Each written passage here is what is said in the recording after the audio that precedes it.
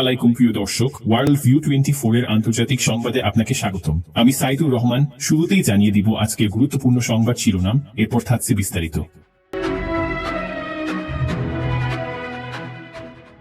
দর্শক, জানিয়ে দিব আজকের আপডেট খবর। লেবাননে বিমান হামলা চালিয়ে অস্ত্র কারখানা ধ্বংস ইসরায়েলের। এরপরে জানবেন আরও 3 ইসরায়েলি জিম্মিকে মুক্তি দিল হামাস। আরও জানবেন বিদেশি সহায়তা বন্ধ করে নিজের পায়ে কুড়াল মারছে আমেরিকা। গাজায় শান্তি নয়, ট্রাম্পের কাণ্ডে নতুন যুদ্ধের শঙ্কা। সবশেষে জানিয়ে দিব 183 বন্দীকে মুক্তি দিচ্ছে ইসরায়েল, খোলা হচ্ছে রাফা ক্রসিং। আপনারা শুনছিলেন আজকের সংবাদ শিরোনাম, এবার শুনবেন বিস্তারিত। যদি ভিডিওটি আপনাদের ভালো লাগে তাহলে অবশ্যই লাইক দিন, আপনার মতামত জানাতে কমেন্ট করুন, শেয়ার করুন এবং নতুন আপডেট পেতে চ্যানেলটি সাবস্ক্রাইব করে রাখুন। ধন্যবাদ। চলমান যুদ্ধবিরতির মধ্যেই প্রতিবেশী লেবাননে হামলা চালিয়েছে ইসরায়েলের বিমান বাহিনী। এক বিবৃতিতে ইসরায়েলের প্রতিরক্ষা বাহিনী IDF জানিয়েছে, শুক্রবার রাতে লেবাননের পূর্বাঞ্চলীয় অঞ্চল বেকায় অভিযান চালিয়েছে বিমান বাহিনী। অভিযানে লেবানন ভিত্তিক সশস্ত্র ইসলামী রাজনৈতিক গোষ্ঠী হিজবুল্লাহর একটি ভূগর্ভস্থ অস্ত্র উৎপাদন কারখানা ধ্বংস করা হয়েছে বলেও বিবৃতিতে উল্লেখ করেছে IDF। বেকা লেবানন সিরিয়ার সীমান্তবর্তী একটি অঞ্চল। যে কারখানাটি ধ্বংস করা হয়েছে সেটির অবস্থান সীমান্তের কাছাকাছি। এই সীমান্ত দিয়েই সিরিয়ার আসাদপন্থী সশস্ত্র গোষ্ঠীগুলোকে হিজবুল্লাহ অস্ত্র সরবরাহ করত বলে বিবৃতিতে জানিয়েছে IDF। ইসরায়েলি বাহিনীর অভিযানে হতাহতের কোনো খবর পাওয়া যায়নি। এর আগে গত বৃহস্পতিবার ইসরায়েলকে লক্ষ্য করে ড্রোন নিক্ষেপ করেছিল হিজবুল্লাহ, তারপর শুক্রবার রাতে বেকায় অভিযান চালালো IDF। 1 বছরেরও বেশি সময় ধরে সংঘাতের পর 2024 সালের 27 নভেম্বর লেবাননে যুদ্ধবিরতিতে সম্মত হয় ইসরায়েল। তবে এই 1 বছরের সংঘাতে হিজবুল্লাহর অধিকাংশ সামরিক স্থাপনা ধ্বংস এবং গোষ্ঠীটির প্রেসিডেন্ট হাসান নাসরুল্লাহ সহ শীর্ষ পর্যায়ের সব নেতাকে হত্যা করেছে ইসরায়েলি বাহিনী। আন্তর্জাতিক রাজনীতি বিশ্লেষকদের মতে 1982 সালে প্রতিষ্ঠার পর বর্তমানে সবচেয়ে দুঃসময়ের মধ্যে দিয়ে যাচ্ছে হিজবুল্লাহ। গাজায় যুদ্ধবিরতি ও বন্দি বিনিময় চুক্তির আওতায় আরও 3 ইসরায়েলি জিম্মিকে মুক্তি দিয়েছে ফিলিস্তিনের স্বাধীনতাকামী সংগঠন হামাস। শনিবার 1 ফেব্রুয়ারি তাদেরকে রেডক্রসের কাছে হস্তান্তর করেছে হামাসের সদস্যরা। আল জাজিরা জানিয়েছে, দক্ষিণ গাজা উপত্যকার খান ইউনিস শহরে ফরাসি ইসরায়েলি নাগরিক ওফের কালদেরন এবং ইসরায়েলি নাগরিক ইয়ারডেন বিবাসকে রেডক্রসের কাছে হস্তান্তর করা হয়েছে। প্রায় 1 ঘণ্টা পর গাজার উত্তরাঞ্চলে অবস্থিত গাজা সিটিতে একই রেডক্রস কর্মকর্তাদের কাছে আমেরিকান ইসরায়েলি নাগরিক সিগেলকে হস্তান্তর করা হয়। প্রতিবেদনে আরও বলা হয়েছে, খান ইউনিস এবং গাজা উভয় স্থানে শত শত হামাস যোদ্ধাকে লাইনে দাঁড়িয়ে উৎসুক জনতাকে নিয়ন্ত্রণ করতে দেখা গেছে। এই 2 স্থানে কালদেরন, বিবাস এবং সিগেলকে পৃথকভাবে আন্তর্জাতিক রেড ক্রসের প্রতিনিধিদের কাছে হস্তান্তর করা হয়। এই সময় কালদেরন এবং বিবাসকে উপস্থিত ফিলিস্তিনিদের হাত নাড়তে এবং অভিবাদন জানাতে দেখা গেছে। ঘটনাস্থল থেকে আল জাজিরার সংবাদদাতা তারেক আবু আজম এবারের বন্দি বিনিময়কে আগের ধাপগুলোর তুলনায় সুসংগঠিত বলে বর্ণনা করেছেন। এর আগে গত বৃহস্পতিবার থাইল্যান্ডের 5 জন ও 3 ইসরায়েলি সহ মোট 8 জনকে মুক্তি দেয় হামাস। এর বিনিময়ে ইসরায়েলি কারাগার থেকে মুক্তি পায় 110 ফিলিস্তিনি। দীর্ঘ 15 মাসের রক্তক্ষয়ী যুদ্ধ শেষে গত 19 জানুয়ারি থেকে ইসরায়েল ও হামাসের মধ্যে যুদ্ধবিরতি কার্যকর হয়েছে। প্রথম ধাপের 6 সপ্তাহের যুদ্ধবিরতিতে 33 জন ইসরায়েলি জিম্মিকে মুক্তি দেবে হামাস। বিনিময়ে 737 ফিলিস্তিনিকে মুক্তি দেবে ইসরায়েলি কর্তৃপক্ষ।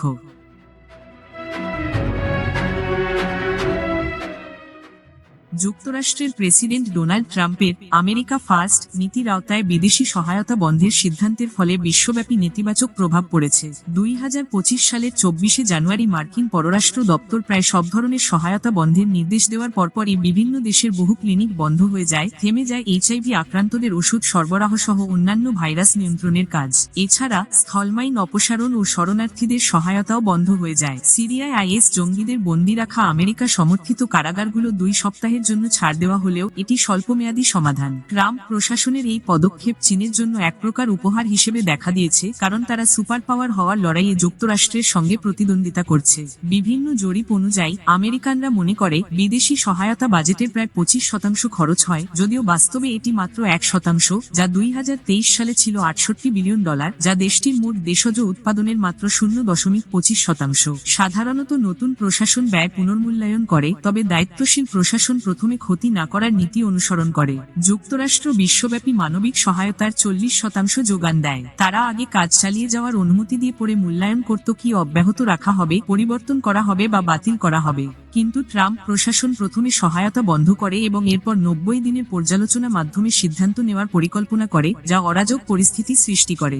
এই অবস্থায় মার্কিন পররাষ্ট্রমন্ত্রী মার্কো রুবিও 4 দিনের মাথায় পিছু হাঁটে এবং জীবন রক্ষাকারী মানবিক সহায়তা অব্যাহত রাখার ঘোষণা দেন, যদিও তার এই কথার সুনির্দিষ্ট অর্থ এখনো স্পষ্ট নয়।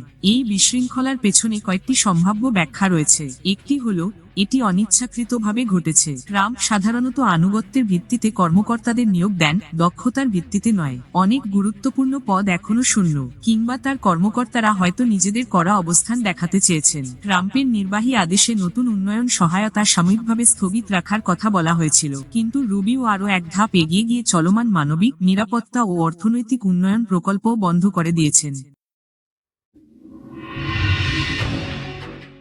দায়িত্ব নেওয়ার পর থেকেই মার্কিন প্রেসিডেন্ট ডোনাল্ড ট্রাম্প তার ইসরায়েল প্রীতি দেখাতে শুরু করেছেন। আন্তর্জাতিক অপরাধ আদালতের সাজাপ্রাপ্ত আসামি ইসরায়েলি প্রধানমন্ত্রী বেনিয়ামিন নেতানিয়াহুকে হোয়াইট হাউজে আমন্ত্রণ জানানো তার একটি উদাহরণ। নেতানিয়াহু গত বছর আইসিসির গ্রেপ্তারি পরোয়ানায় ছিলেন। ট্রাম্পের আমন্ত্রণে আগামী মঙ্গলবার 4 ফেব্রুয়ারি যুক্তরাষ্ট্র সফর করবেন। এর মাধ্যমে ট্রাম্প আইসিসির কর্তৃত্বকে কার্যত অগ্রাহ্য করেছেন। এই পরিস্থিতির মধ্যে ইসরায়েল ও হামাসের মধ্যে যে যুদ্ধবিরতি চুক্তি কার্যকর হয়েছে, এই চুক্তিতে ট্রাম্পের গুরুত্বপূর্ণ ভূমিকা রয়েছে। তবে যুদ্ধবিরতির এই পরিস্থিতি নিয়ে কিছুটা সংশয়ও দেখা দিয়েছে। ট্রাম্পের গাজা নীতি যেন ইসরায়েলের দিকেই ঝুঁকছে, যা গাজার পুনর্গঠন এবং সেখানে শান্তির সম্ভাবনা নিয়ে নতুন সংকট সৃষ্টি করতে পারে। ট্রাম্পের দাবি, তিনি গাজা থেকে বাস্তুচ্যুত মানুষদের আশ্রয় দিতে এবং গাজা খালি করতে জর্ডান ও মিশরের কাছে অনুরোধ করেছেন। তার মতে, গাজার মানুষকে অন্য দেশে পাঠানো যেতে পারে এবং গাজাবাসী সেখানে শান্তিতে থাকতে পারবে। যদিও জর্ডান ও মিশর এই ধরনের উদ্যোগে সম্মত হয়নি। দেশ দুটির পক্ষ থেকে ট্রাম্পের পরিকল্পনাকে সরাসরি প্রত্যাখ্যান করা হয়েছে। বিশ্বের আরব দেশগুলো, বিশেষত মিশর, জর্ডান ও অন্য আরব রাষ্ট্রগুলো ট্রাম্পের এই পরিকল্পনাকে একটি ভয়াবহ সিদ্ধান্ত হিসেবে দেখছে। তাদের মতে, এটি গাজার মানুষদের নতুন করে বাস্তুচ্যুত করার প্রক্রিয়া শুরু করবে। গাজা খালি করে সেখানে পুনর্গঠন কার্যক্রম পরিচালনা করা সম্ভব নয়। এই পরিস্থিতি একদিকে যেমন যুদ্ধবিরতির স্থায়িত্বের জন্য হুমকি সৃষ্টি করছে, তেমনি আবার ফিলিস্তিনিদের জন্য শান্তির কোনো সম্ভাবনা দেখা যাচ্ছে না। এছাড়া ট্রাম্পের এই সিদ্ধান্তে ইসরায়েল সরকারও সমর্থন দিয়েছে। তাদের মতে, গাজায় অবৈধ বসতি স্থাপনকারীদের বসবাস করতে দেওয়া উচিত। তবে আন্তর্জাতিক সম্প্রদায়, বিশেষ করে ইউরোপীয় মিত্ররা এই ধরনের সিদ্ধান্তে ক্ষুব্ধ।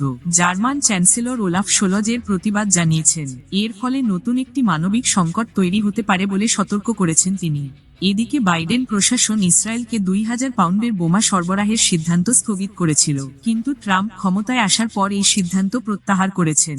তার এই সিদ্ধান্ত ইসরায়েলকে শক্তি যোগাবে এবং হামাস ও ইরান সমর্থিত গোষ্ঠী থেকে রক্ষা করতে সহায়ক হবে। এতে গাজার পরিস্থিতি আরও অস্থিতিশীল করতে পারে।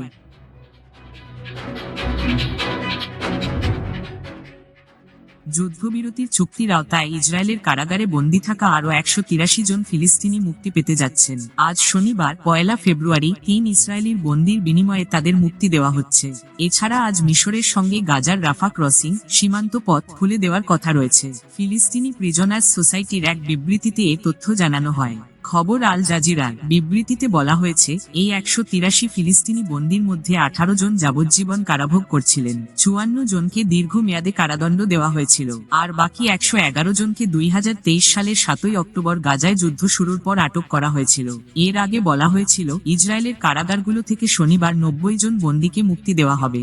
পরে এই সংখ্যা বাড়ানো হয়েছে। ফিলিস্তিনি প্রিজনার্স সোসাইটির মুখপাত্র আমানি সারাহনের বলেন, তথ্যটি হালনাগাদ করা হয়েছে।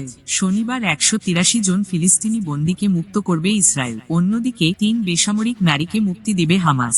তারা হলেন ইয়ারডেন বিবাস, কিথ সিগেল ও অফের কালদেরন। এছাড়া আজকের বিনিময়ের পর মিশরের সঙ্গে রাফা সীমান্ত ক্রসিং পুনরায় খুলে দেওয়া হবে।